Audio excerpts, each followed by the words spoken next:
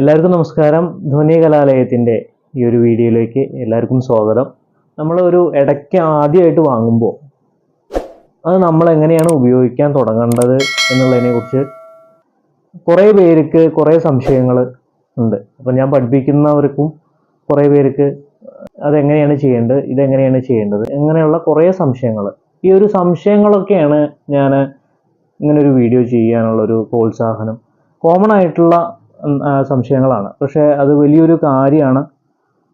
ഇങ്ങനെ ഒരു സംശയങ്ങൾ ഉണ്ടാവുന്നത് എനിക്കും ഒരു കണ്ടൻ്റായിട്ട് ഒരു വീഡിയോ ചെയ്യാനും കൂടിയിട്ട് അത് വളരെ ഉപകരിക്കുന്നുണ്ട്. ഞാനും അതിനെക്കുറിച്ച് അപ്പോഴാണ് കൂടുതലും അത് ആലോചിച്ച് പോകുന്നത്. ഏറ്റവും ബേസിക് ആയിട്ടുള്ള കുറച്ച് കാര്യങ്ങളുണ്ട്, അതെല്ലാവരും അറിഞ്ഞിരിക്കേണ്ടതും കൂടി ആവശ്യമാണ്. അപ്പോൾ നമുക്ക് വീഡിയോയിലേക്ക് കിടക്കാം. നിങ്ങൾ ഈ ചാനൽ ആദ്യമായിട്ടാണ് കാണുന്നതെങ്കിൽ, നിങ്ങൾക്ക് ഈ വീഡിയോ ഇഷ്ടപ്പെട്ടുവെങ്കിൽ സബ്സ്ക്രൈബ് ചെയ്യാൻ മറക്കരുത്. കൂടാതെ ലൈക്ക് ചെയ്യുക, ഷെയർ ചെയ്യുക, കമൻറ്റ് ചെയ്യുക.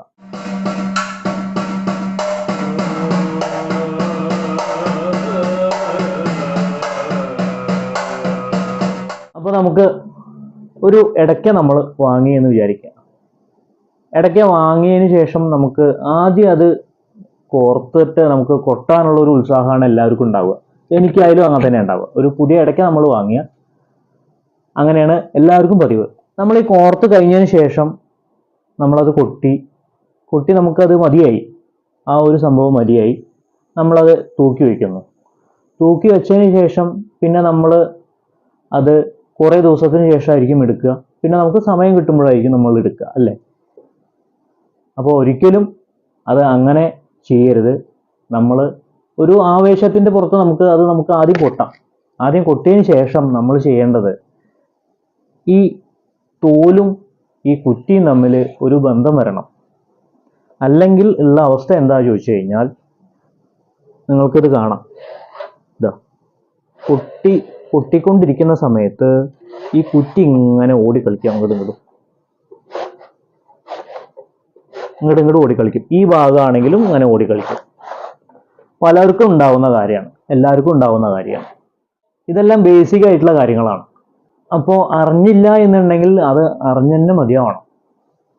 അപ്പോൾ അതിനെക്കുറിച്ചിട്ടാണ് നമുക്ക് പഠിക്കാൻ പോകുന്നത്. നമ്മൾ ആദ്യം ഇടയ്ക്ക വാങ്ങി നമ്മൾ ഈ രീതിയിലാക്കി എന്ന് വിചാരിക്കുക. നമ്മൾ അറിഞ്ഞില്ലെങ്കിൽ, ചിലവർക്ക് ഇടയ്ക്ക കോർക്കാൻ അറിയില്ല, ചിലവർക്ക് കോർക്കാൻ അറിയും. കോർക്കാൻ അറിയാത്ത ആൾക്കാർ, ഈ ഇടയ്ക്കയായിട്ട് കോർത്ത് ശീലമില്ലാത്ത ആൾക്കാർക്ക് വേണ്ടിയിട്ടാണ് അത് കൂടുതലും ഉപകരിക്കുക ഈ വീഡിയോ. അപ്പോൾ അറിയാത്തവർക്കും ഇത് ഉപകരിക്കും. അപ്പോൾ നമ്മൾ ഇടയ്ക്കത് എന്താണ്, എൻ്റെ പുതിയ ഇടയ്ക്കയാണ്. ഞാൻ ഇത് കോർത്തിട്ട് ഒരാഴ്ചയായിട്ടുള്ളൂ. അപ്പോൾ ഞാൻ ഈ വട്ടം കോർത്തതിന് ശേഷം ഞാനത് നിങ്ങൾക്ക് വേണ്ടിയിട്ട് ഞാനത് ആദ്യം അഴിച്ച് കാണിക്കുകയാണ്. കുറ്റി ഒന്നും എടുക്കുന്നില്ല. കോർത്ത ഒരു ഇടയ്ക്ക, അതിൻ്റെ എല്ലാ ഭാഗവും വട്ടത്തിൽ നിന്ന് കുറ്റി ഇങ്ങനെ കറക്റ്റായിട്ട് നടുവിലായിരിക്കണം. അതായത് ഇങ്ങനെയോ ആവരുത്, കറക്റ്റായിട്ട് നടുവിലായിരിക്കണം. കറക്റ്റായിട്ട് നടുവിലാക്കിയതിന് ശേഷം രണ്ട് ഭാഗവും കറക്റ്റായിട്ട് നടുവിലാക്കണം. നടുവിലാക്കിയതിന് ശേഷം നമ്മൾ ആദ്യം കൈ ചെറുതായിട്ടൊന്ന് പ്രസ് ചെയ്യുക. മടിയിൽ വെച്ച് കോർക്കുന്നതാണ് ഏറ്റവും നല്ലത്. താഴെയൊന്നും വെച്ച് കോർക്കാതെ മടിയിൽ വെച്ച് കോർക്കുന്നതാണ് ഏറ്റവും നല്ലത്. നമ്മൾ ഈ കൈ ഇങ്ങോട്ട് വെച്ച് കഴിഞ്ഞാൽ, ഇങ്ങനെ വെച്ച് കഴിഞ്ഞാൽ ഈ വട്ടം ഒന്നിരിക്കും. നിങ്ങൾക്ക് കാണാം, വട്ടം ഇങ്ങനെ ഇരിക്കും. അപ്പോൾ വല്ലാണ്ട് വലിച്ചു മൂപ്പാക്കണ്ട. അതായത് വല്ലാണ്ട് കൈ അമർത്തരുത്, ജസ്റ്റ് ചെറുതായിട്ടൊന്ന് അമർത്തുക. വട്ടം ഈ കുറ്റിയിൽ, ഈ തോല് കുറ്റിയിൽ കറക്റ്റായിട്ട് പതിയണം. ഈ കുറ്റിയിൽ കറക്റ്റായിട്ട് തോല് പതിയണം. അങ്ങനെ ഇരിക്കണം. വല്ലാണ്ട് വലിച്ച് അങ്ങോട്ട് താഴ്ത്തരുത്, ഇങ്ങനെ പതിയണം. ഈ പതിഞ്ഞിരിക്കുന്ന സമയത്ത് നമ്മൾ ഈ കയറെല്ലാം ലൂസായിട്ടുണ്ടാവും. ഇപ്പോൾ കണ്ടില്ലേ, കയറെല്ലാം ലൂസായിട്ടുണ്ടാവും. ഈ ലൂസായിട്ടുള്ള കയർ ഒന്ന് ടൈറ്റ് ആക്കുക. വലിച്ചിട്ട് എല്ലാം ഒന്ന് വലിച്ച് ടൈറ്റ് ആക്കുക.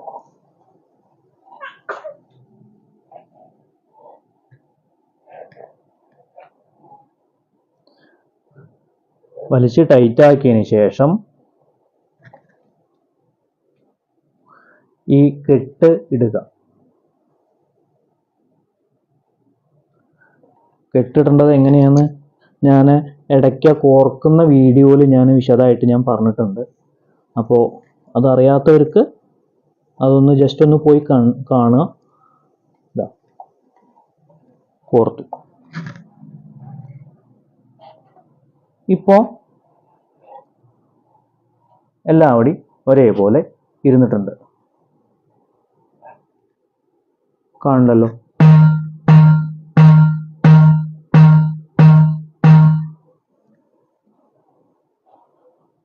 ഇരുന്നിട്ടില്ല എന്നുണ്ടെങ്കിൽ ഒന്ന് ഇതാ ഇങ്ങനെ ഈ വട്ടത്തിലൊന്ന് കൈ ഇങ്ങനെ പിടിക്കുക. എന്നിട്ട് ഈ തള്ളവിരലുകൊണ്ട് ജസ്റ്റ് ഒന്ന് തള്ളുക. കണ്ടോ? തള്ളുക.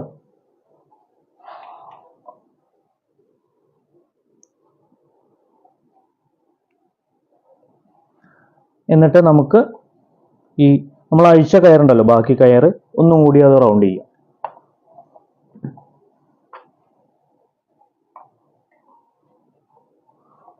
നമ്മൾ കെട്ടുന്ന സമയത്ത് ഈ കുറ്റിനാടിയും കൂടി ഒന്ന് സപ്പോർട്ട് ചെയ്തിട്ട് വേണം ഈ ഇടയ്ക്ക ഒന്ന് തൂക്കി പിടിക്കാൻ. നമ്മളിതെല്ലാം ചുറ്റി വന്നിട്ട് ശബ്ദം നോക്കുക. ഇപ്പോഴാണല്ലോ നമ്മൾ കൊട്ടുക അല്ലേ? ഇതിൽ കച്ച കെട്ടും. എന്നിട്ട് നമ്മൾ കൊട്ടി നോക്കും. കൊട്ടി കഴിഞ്ഞതിന് ശേഷം ഇതൊന്നും കൂടി അഴിക്കുക. ഇതൊന്നും കൂടി അഴിച്ചിട്ട് നമുക്ക് ഇതാ ഇതൊന്ന് ഡബിൾ ആക്കാം. ഈ കയറൊന്ന് ഡബിൾ ആക്കാം.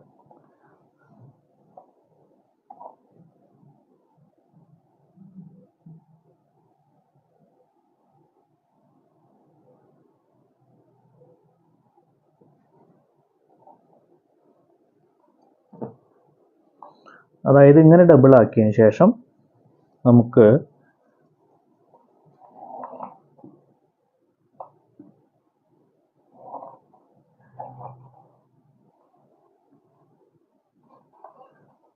ഇത് കണ്ടോ, ഇങ്ങനെ ഡബിൾ ആക്കുക.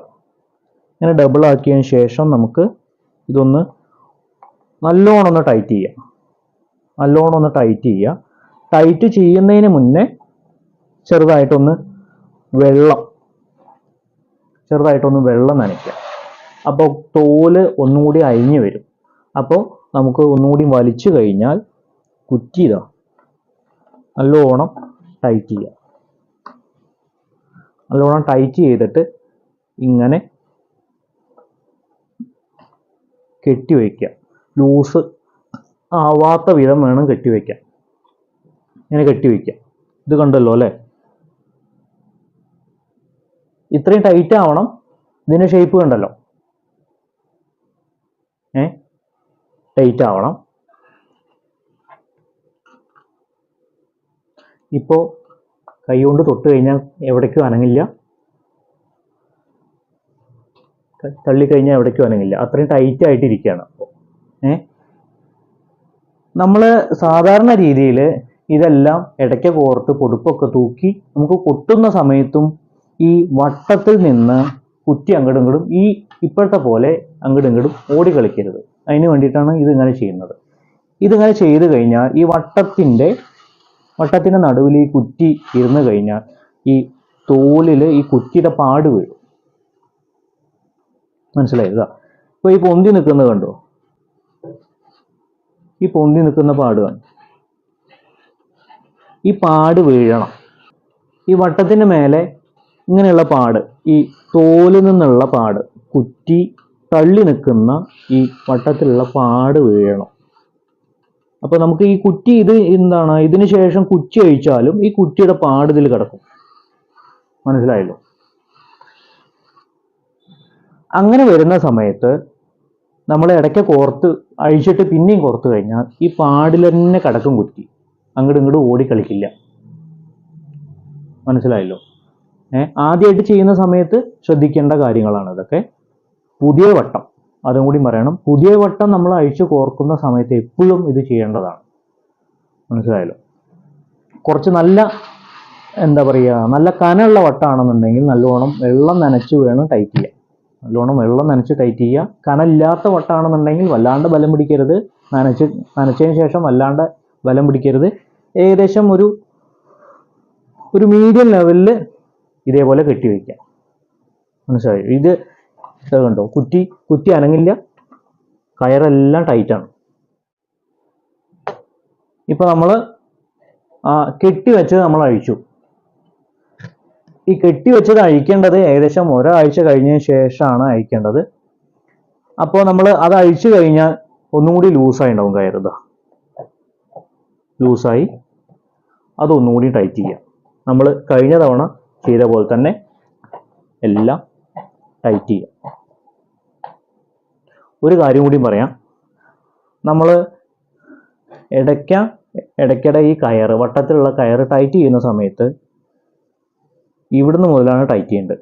ഇതാണ് കെട്ടുകയറ് വരുന്നത്, ഇവിടുന്ന് മുതലാണ്. ഇതല്ല, ഇവിടുന്ന് മുതൽ ടൈറ്റ് ചെയ്യുക. ടൈറ്റ് ചെയ്യുന്ന സമയത്ത് ഇങ്ങനെ പിടിക്കുക, ഇങ്ങനെ പിടിക്കുക, ഇങ്ങനെയാണ് ടൈറ്റ് ചെയ്യുക. അപ്പോൾ കയറ് ഇത് പിടിച്ചു വലിച്ചതിന് ശേഷം ഇത് വിട്ടിട്ടല്ല ഇത് വലിക്കേണ്ടത്, ഇത് വിടാതെ തന്നെ വേണം ഇങ്ങനെ വലിക്കാൻ. മനസ്സിലായല്ലോ അല്ലേ? ഇങ്ങനെ ഇങ്ങനെ ഇങ്ങനെ ഇങ്ങനെ ഇത് വിടാതെ തന്നെ മൊത്തമായിട്ട് ടൈറ്റ് ചെയ്യുക. അപ്പോഴാണ് അത് ടൈറ്റ് ആവുള്ളൂ. മനസ്സിലായല്ലോ അല്ലേ? അപ്പോൾ നമ്മളത് ഒന്നും കൂടി ടൈറ്റ് ചെയ്യുകയായി. ടൈറ്റ് ചെയ്യുമ്പോൾ ഇനി മുറുകിയ ശബ്ദമാണ് വരിക.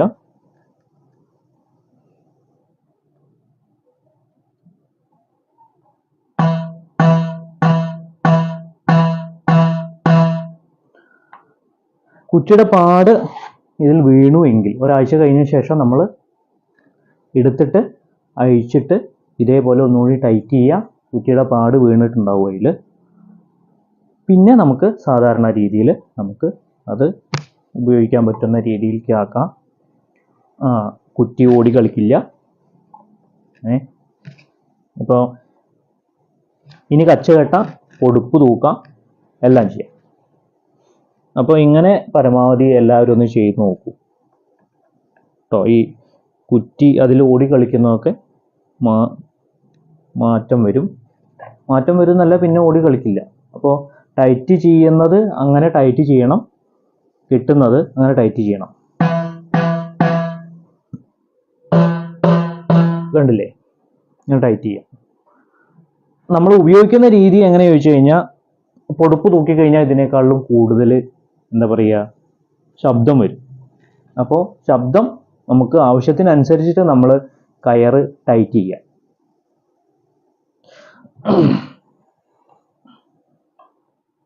എങ്ങനെ ഇരിക്കണം? ഒരു ഭാഗം അങ്ങനെ ചേർന്നിരിക്കരുത്, ഒന്നും ചേർന്നിരിക്കുന്ന ഭാഗം ഉണ്ടെന്നുണ്ടെങ്കിൽ ആ കയറ് ലൂസാണ് എന്നാണ് ഇതിനർത്ഥം. മനസ്സിലായോ? നമ്മൾ ഇവിടുന്ന് എല്ലാം ടൈറ്റ് ചെയ്ത് വരുന്ന സമയത്ത് ഏതെങ്കിലും ഭാഗം ലൂസാണ് എന്നുണ്ടെങ്കിൽ നമ്മൾ ഈ അവസാനം കെട്ടിയ കയറുണ്ടല്ലോ, റൗണ്ട് ചെയ്ത കയറുണ്ടല്ലോ, ആ കയറ് കെട്ടുന്ന സമയത്ത് ഏതെങ്കിലും ഭാഗം അങ്ങനെ ഉള്ളിക്ക് ചേർന്നിരിക്കും. അങ്ങനെ ഉള്ളിക്ക് ചേർന്നിരിക്കുമ്പോൾ ആ ഭാഗം ലൂസാണ് എന്നാണ് അതിനർത്ഥം. ഒരു ഭാഗം മാത്രം ലൂസായി കഴിഞ്ഞാൽ ശബ്ദത്തിന് ചെറുതായിട്ട് മാറ്റം വരും. എല്ലാ സ്ഥലവും ഒരേപോലെ ടൈറ്റ് ആയിരിക്കണം. മനസ്സിലായില്ലേ? അപ്പോൾ ഇങ്ങനെ പരമാവധി എല്ലാവരും ഒന്ന് ചെയ്തു നോക്കും. അപ്പോൾ ഈ കുറ്റി ഓടി കളിക്കുന്ന വിഷയങ്ങൾ ഒക്കെ മാറും. അപ്പോൾ നിങ്ങൾക്ക് വീഡിയോ ഇഷ്ടപ്പെട്ടു കാണുമെന്ന് വിചാരിക്കുന്നു. ഇഷ്ടപ്പെട്ടുവെങ്കിൽ ലൈക്ക് ചെയ്യുക, കമൻറ്റ് ചെയ്യുക എന്ന് പറയുമ്പോൾ മെമ്പർഷിപ്പിൻ്റെ കാര്യം കൂടി ഒന്ന് പരിഗണിക്കുക. അപ്പോൾ മെമ്പർഷിപ്പ് എടുത്തവർക്കാണ് കൂടുതൽ പരിഗണന ഉണ്ടാവുക. അപ്പോൾ മെയ് മാസം നമുക്ക് ലൈവ് ക്ലാസ്സുകൾ പ്രാക്ടീസൊക്കെ തുടങ്ങണമെന്ന് വിചാരിക്കുന്നുണ്ട്. അപ്പോൾ അങ്ങനെ ആഗ്രഹമുള്ളവർ ഇപ്പോൾ തന്നെ മെമ്പർഷിപ്പ് എടുത്താൽ നമുക്ക് മെയ് പകുതിക്ക് ശേഷം നമുക്ക് ക്ലാസ്സുകൾ സ്റ്റാർട്ട് ചെയ്യാം. അപ്പോൾ എല്ലാവർക്കും ധ്വനി കലാലയത്തിൻ്റെ നമസ്കാരം.